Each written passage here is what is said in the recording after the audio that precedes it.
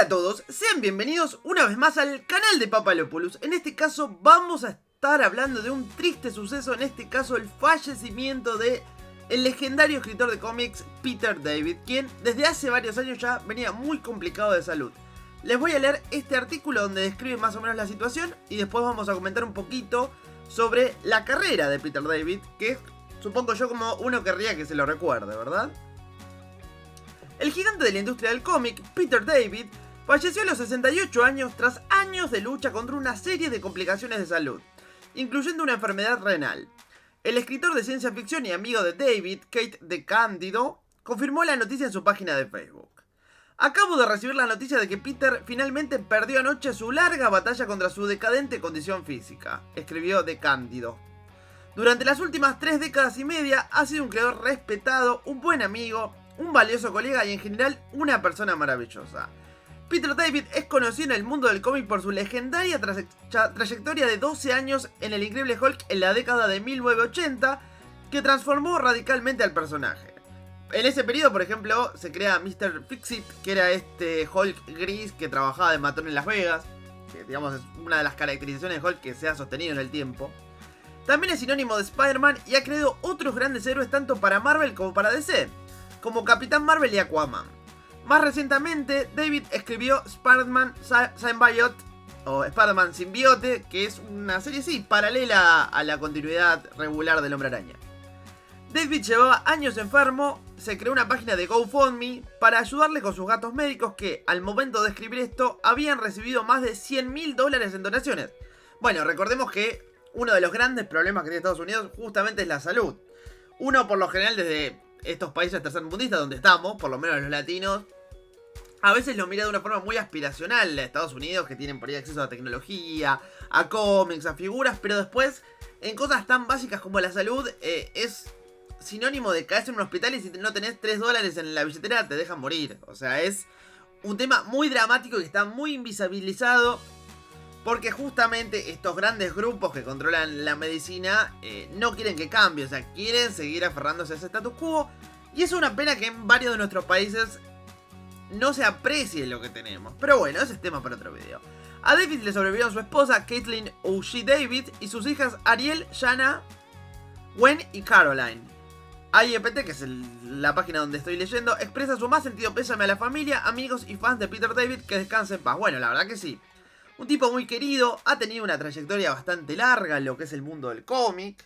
Lo podemos rastrear en varios lugares, siendo obviamente el más conocido Hulk, que estuvo una bocha de años, y que levantó un poquito por el interés del personaje que venía medio...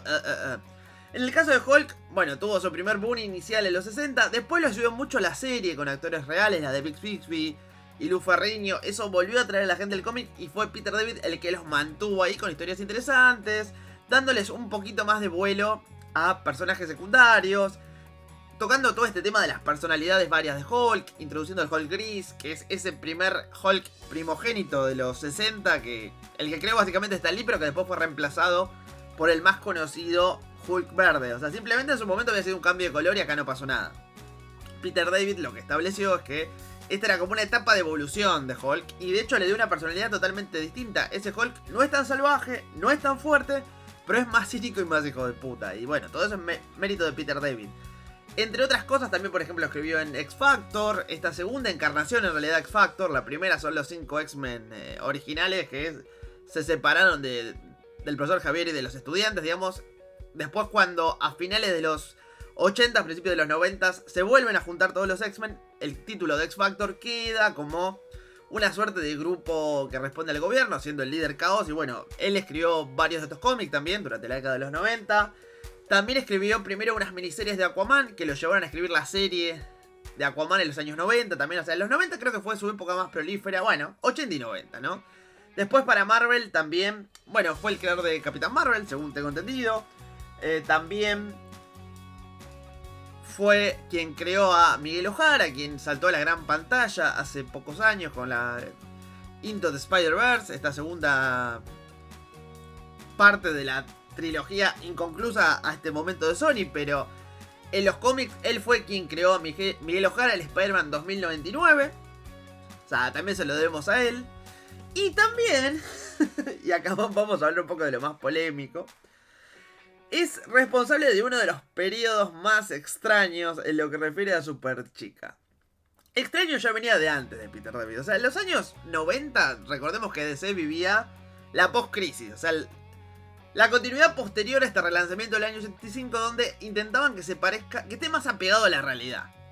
Pareciéndose a los de Marvel, a los cómics de Marvel, y pudiéndole competir de igual a igual. Porque durante la década de los 70, 80, es como que los cómics de DC habían quedado muy infantiles al lado de los de Marvel, exceptuando, bueno, algunas obras por ahí puntuales, pero era como que tanto multiverso, tanto fantasía, que el super caballo, que el super gato, que el super mono, quedaba como para chicos de primaria, y Marvel sí te hablaba de la discriminación, de la pobreza, de un montón de cosas más. Digo, con excepciones, por ejemplo está el run de Green Lantern con Green Arrow, que sí iban por Estados Unidos viendo todos los problemas sociales. O sea, no estoy diciendo que no hubiera, pero el mayor caudal de cómics de DC estaba muy por detrás de Marvel. Entonces, bueno, hacen este reinicio donde vuelven a arrancar todo de cero con versiones más con los pies en la tierra. Por ejemplo, no sé, antes Lex Luthor era un científico loco típico de los dibujos animados. A partir de mediados de los 80 pasa a ser un empresario garca, lo cual se parece, por ejemplo, a figuras como las que podemos encontrar hoy en la realidad, como Jeff Bezos o como Elon Musk, digamos. Hoy en día el Lex Luthor es eso, y bueno, fue gracias a ese reinicio.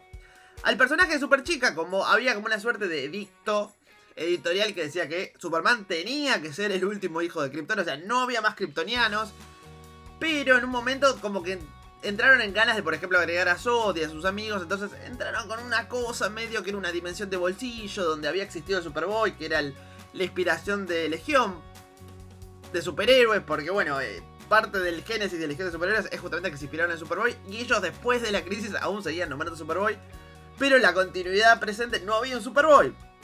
Entonces crearon esta dimensión de bolsillo de la que originalmente venía Superboy, y que después aparecen estos kryptonianos malos, y hay como una suerte de protoser que crea un Lex Luthor bueno, que intenta emular los poderes de Superman, y es justamente la Superchica post-crisis, que no es kryptoniana, es una creación así medio rara.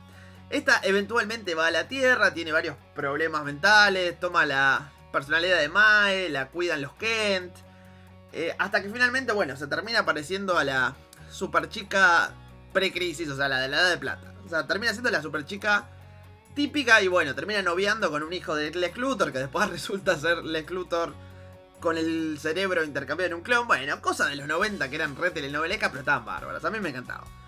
La cuestión es que, después de tener cierto pico de popularidad, Superchica se empezó a mostrar como intrascendente. La verdad que la gente ya no se interesaba por esta Superchica. Entonces, con la intención de darle como una patada al tablero y volver a llamar la atención, llega Peter David a el lanzamiento de un nuevo volumen donde introducen a Linda Danvers, que era una piba random en un pueblo de Estados Unidos del universo DC, que tiene un accidente y donde casi muere. Entonces Matrix, que era justamente esta super chica que venía de un universo de bolsillo, se fusiona con ella, y bueno, queda como una cosa rara donde esta chica se transforma en Supergirl y tiene algunos de sus poderes. Hasta ahí no es tan extraño. El tema que el tipo empieza a meter tramas esotéricas, sectas, orgías, cosas súper raras que no tienen nada que ver con Superchica. No digo que sea malo, digo que es extrañísimo. O sea, uno cuando agarra un cómic de Supergirl, lo que menos se espera es eso.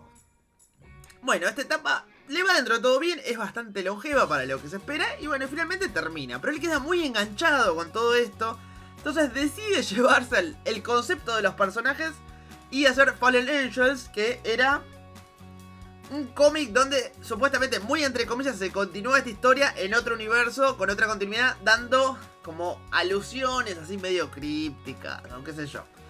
Pero él, como que toda esta trama de Los Ángeles quedó enloquecido y decidió llevarlo, pero bueno, esta la verdad que no le fue muy bien. Era algo muy tirado de los pelos, aparte para continuarlos como que tenías que saltar de una editorial a otra, y bueno, qué sé yo, era una cosa rara que bueno, es parte del legado de Peter David. O sea, aprovechando por ahí esta situación, quizás reediten mucho material de él, como suele pasar siempre. O sea, cada vez que un artista pasa a mejor vida, se empieza como a revalorizar su material original. Obviamente supongo que harán hincapié en Hulk y en Aquaman, pero bueno, esta etapa de Superchica quizás por ahí haga un poquito de ruido y la veamos aparecer pronto por alguna de las editoriales de nuestros países. Así que bueno, esta fue mi cobertura, digamos, del fallecimiento. Hablamos un poquito de trabajo de Peter David para las grandes editoriales. Ahora me gustaría saber qué opinan ustedes, qué cómics han leído de él.